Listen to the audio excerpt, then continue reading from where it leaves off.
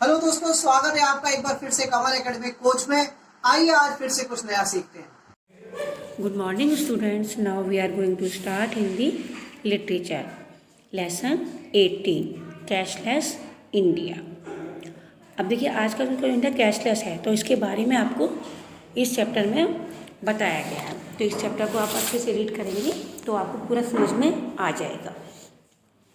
इस पाठ में कैशलेस लेन देन अर्थव्यवस्था की संभावनाओं पर प्रकाश डाला गया है। 8 नवंबर 2016 की रात 8 बजे प्रधानमंत्री नरेंद्र मोदी ने देश की जनता को काले धन को समाप्त करने की दिशा में 500 और 1000 रुपये के नोटों को अवैध घोषित किया और समय सीमा में बदलने का समय दिया। 500 और 1000 रुपये को अवैध घोषित करने का कठोर कदम उठाने का उद्देश्य था देश को कैशलेस या नकदी रहित बनाना। कैशलेस लेन देन क्या है? कैशलेस का अर्थ है ऐसे सौदे जहां किसी वस्तु या सेवा को खरीदने के लिए भुगतान कैश के रूप में ना करके ऑनलाइन तरीकों से जैसे mobile banking, internet banking, UTI, cheque draft से किया जाता है। इसका दीर्घकालीन उद्देश्य है कैशलेस सोसाइटी का विकास जो देश को विकास के पथ पर आगे ले जा सके। स्वीडन दुनिया का पहला कैशलेस लेन देन करने वाला देश है और कनाडा में डेबिट कार्ड और क्रेडिट कार्ड के माध्यम से 70% पेमेंट किया जाता था। आज विश्व में कुल कैशलेस लेन देन की संख्या 40% है। भारत का पहला कैशलेस लेन देन करने वाला शहर चेन्नई आरोविले शहर है। यहाँ नोटों का चलन लगभग बंद है। यह निरक्षर व्यक्ति भी अपने मोबाइल की मदद से कैशलेस लेन देन करता है। कैशलेस लेन देन की शुरुआत 1985 एंड 86 में हुई।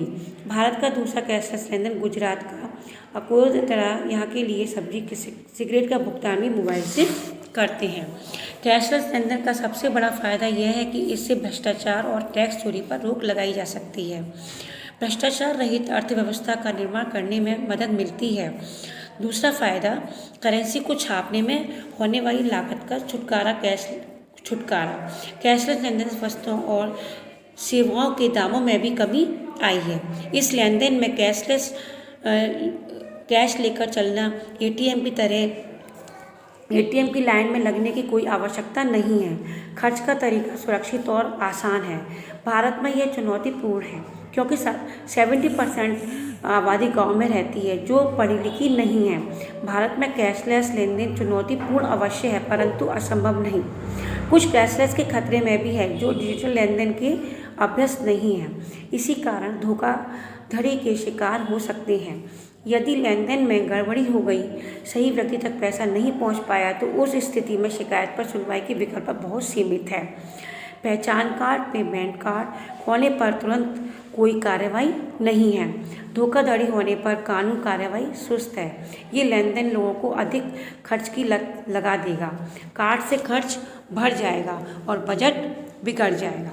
तो ये आपको इस चैप्टर में बताया गया है। तो इस चैप्टर का आप अच्छे से रीड करिएगा और शब्दार्थ आप अपनी कॉपी में करिएगा। Okay students.